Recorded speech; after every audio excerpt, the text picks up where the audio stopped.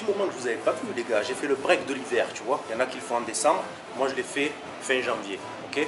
Aujourd'hui je vous retrouve pour une séance de dos. Et à la fin de la séance, je vais vous parler des différents types d'entraînement, du genre push-pull-leg, split, etc., etc. Et je vais essayer de vous éclairer sur la meilleure façon de s'entraîner. Mon premier exercice, sur le tirage vertical, je ne tire pas droit comme d'habitude. Je fais un arc de cercle avec mes épaules et ensuite avec mes coudes vers le bas. Ok, pour réchauffer les dorsaux, j'utilise cette technique et j'enchaîne tout de suite en 17, double poignet et je viens faire un léger temps de contraction en position basse. Premier exercice, tirage vertical avec l'arc de cercle. Essayez-le, celui-là, il est excellent. J'enclenche d'abord les épaules et je termine avec les coudes. Si vous voulez rajouter le bicep, vous pouvez, ou sinon, on commence par celui-là.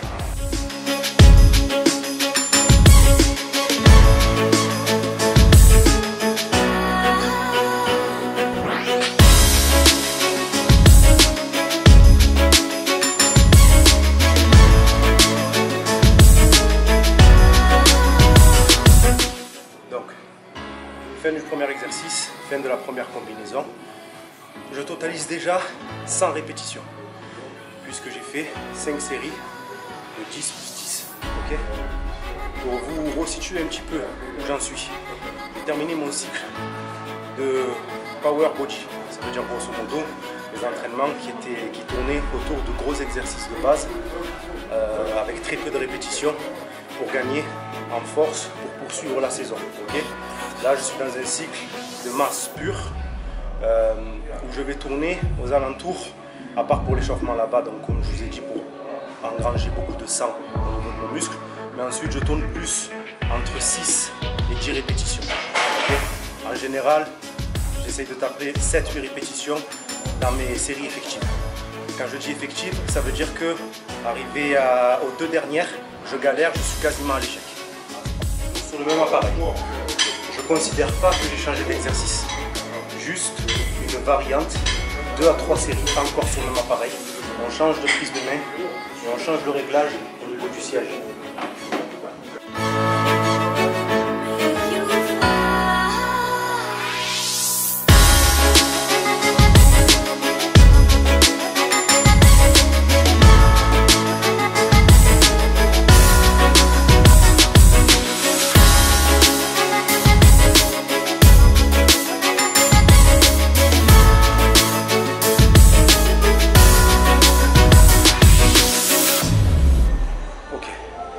Troisième exercice, on passe sur de la T-bar. Comme je vous l'ai expliqué plusieurs fois, les gars, la T-bar, 2 façons de la faire. Buste parallèle au sol, et à ce moment-là, bien les dorsaux, et le milieu et le bas du dos.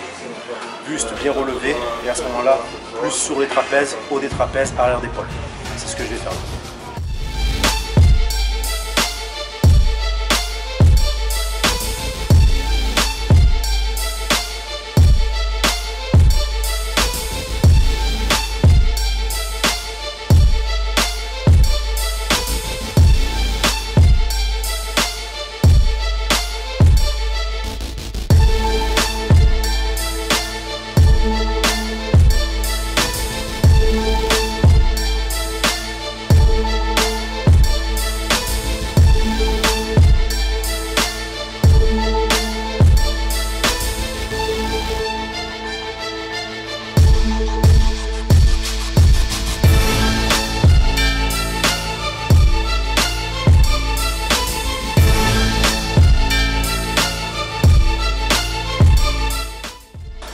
La T-bar, on est monté en pyramide.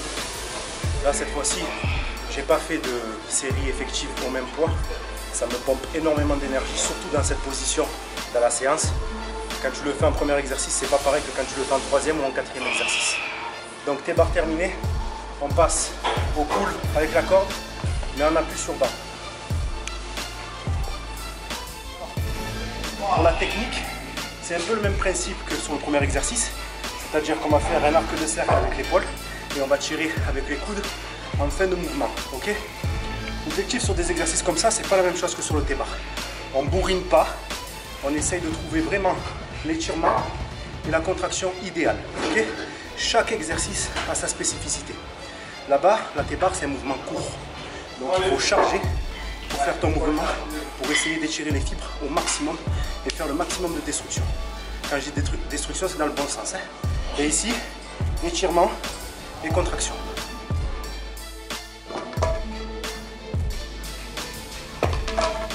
Alors, quand tu me vois décharger cette machine, tu t'attends à ce que je fasse les mollets. Mais non, chien de pute. Je les ai jamais fait, je les ferai jamais. Je vais te montrer une variante pour le dos sur la machine à moller. Ça va venir tout de suite. Allez les gars, dernière combinaison. Et ensuite je ferai le arrière d'épaule et je vous reprendrai en conclusion. Alors cette dernière combinaison, on va faire du rowing sur la machine à moller. Okay. Et on va enchaîner avec du tirage horizontal, poignet large.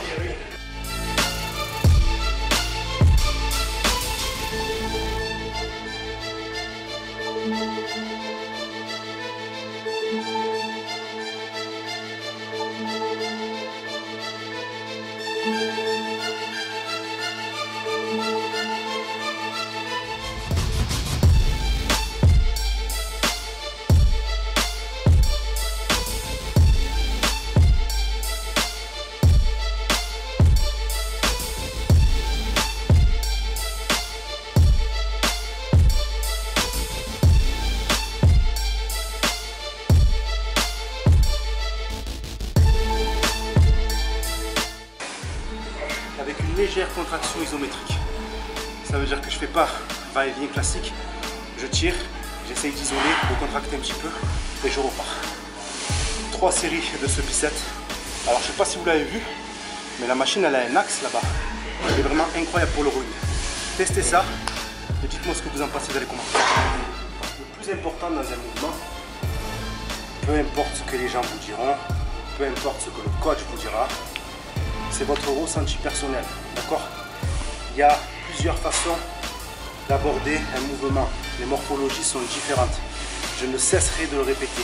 Il n'y a pas une seule façon de faire, il y a plusieurs façons de faire, ok? Personne ne détient la vérité absolue, chacun détient sa propre vérité. Oh, oh!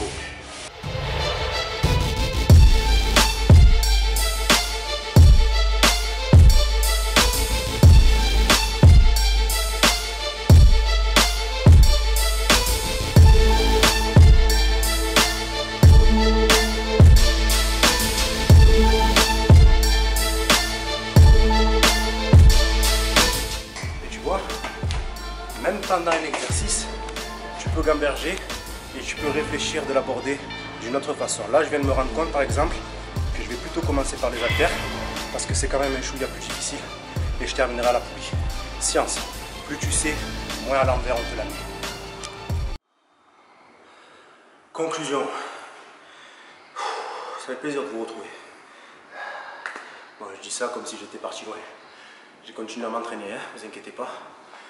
Juste que l'équipe n'était pas réunie, on avait quelques trucs à faire. Une petite pause, c'est pause. Ouais, bien joué. Donc, je reviens sur le sujet d'aujourd'hui. Quel type d'entraînement privilégier?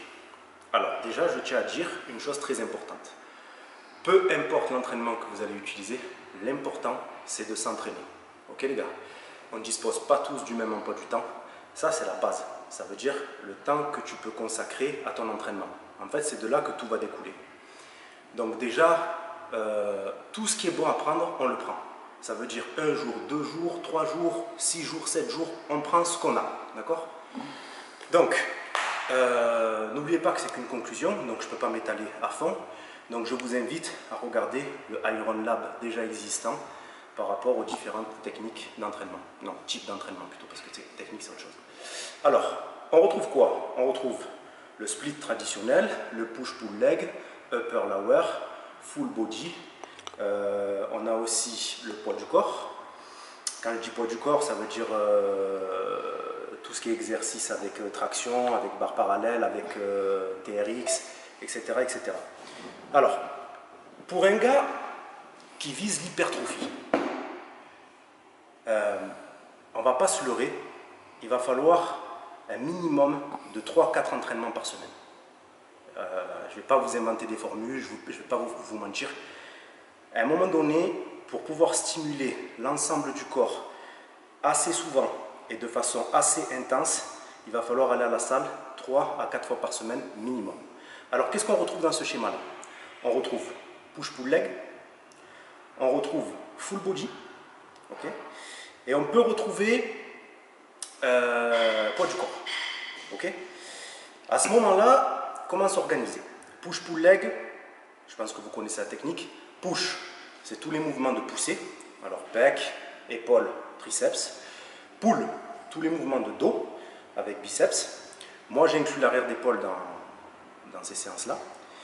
Et leg, c'est les jambes, d'accord? Full body, l'ensemble du corps, ok? Donc, si vous répétez 3 fois du full body, essayez de l'espacer avec un jour de repos entre chaque séance. Et poids du corps, ok?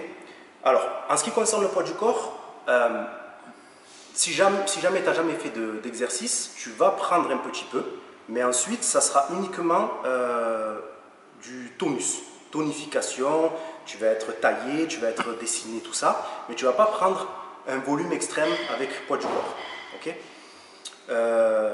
Full body, tu ne pourras pas mettre l'intensité nécessaire dans un groupe musculaire pour pouvoir vraiment le faire exploser. Push-pull-leg, c'est déjà un compromis que je préfère. Okay. Personnellement, j'ai utilisé le split pendant des années. Alors quand je dis split, ça veut dire que je vais répéter mon split dans la semaine. Okay. Les entraînements naturels, c'est ce que je vous conseille de faire. Ça veut dire quoi, grosso modo? Ça veut dire qu'il faut que tu répètes pec 2 fois dans la semaine, dos 2 fois dans la semaine, cuisse 2 fois dans la semaine. Okay. Les petits groupes musculaires, tu peux faire ce qu'on appelle des rappels. Quand on dit rappel, ça ne veut pas dire forcément que tu as déjà fait ton muscle et que tu le rappelles. Ça veut juste dire que tu ne vas pas faire une séance complète. Tu vas faire 1 à 2 exercices en fin de séance. Par exemple, des biceps en fin de séance de dos. D'accord?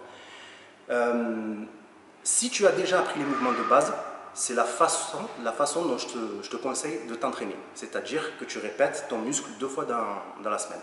Donc on va dire grosso modo si tu as déjà 1 an et demi de salle. D'accord? Ça c'est pour les naturels. Les dopés, ils s'entraînent de façon différente. Parce qu'un dopé, rien qu'en se brossant les dents, il prend du volume. Donc il peut faire son muscle une seule fois dans la semaine si tu veux, avec un volume énorme de travail et ça marchera pour lui. Toi, je te conseille donc de le répéter 2 fois avec 3 exercices, 4 maximum sur ta séance. Ok? Voilà, donc j'ai parlé de tout, je pense. Upper lower, j'ai dit. Non, j'ai pas parlé de upper lower. Upper lower, si tu veux, c'est tu travailles un jour l'ensemble du haut du corps, un jour l'ensemble du bas du corps. Si jamais tu n'as pas trop de points faibles, c'est une bonne façon de s'entraîner. C'est-à-dire que si tu n'as pas besoin de t'attarder vraiment sur un groupe musculaire en particulier qui peine, tu peux ne pas t'attarder sur ce genre d'entraînement. C'est-à-dire, grosso modo, tu fais l'ensemble du haut du corps un jour, le lendemain tu fais les jambes, ensuite tu reprends l'ensemble du haut du corps, etc. Tu peux faire des mix aussi. Si jamais ton niveau te le permet, tu peux faire des mix. C'est-à-dire, grosso modo, tu fais du upper-lower sur le début de semaine et du push-pull-leg sur la fin de semaine. Tu peux très bien faire ça. Voilà. Après, si jamais je m'étends plus sur le sujet, ça ne sera plus une conclusion, ça sera une vidéo carrément sur ça. Double split. Double split, oui. Le double split, grosso modo, si jamais tu es en prépa ou si tu es en sèche, que tu peux venir 2 fois dans la journée, tu peux très bien faire un gros muscle le matin, suivi d'un petit muscle le soir. Dans les années fin 90, début 2000, les culturistes ils faisaient souvent ça. Mais bon, il faut le niveau nécessaire, il faut l'énergie aussi nécessaire. Voilà, je ne vais pas m'embrouiller plus les pinceaux, je suis défoncé les gars, tête rouge, veine bleue. Bon, si ça vous a plu comme d'habitude, on like, on s'abonne. En vous souhaitant bonne réception. Iron Soul Building.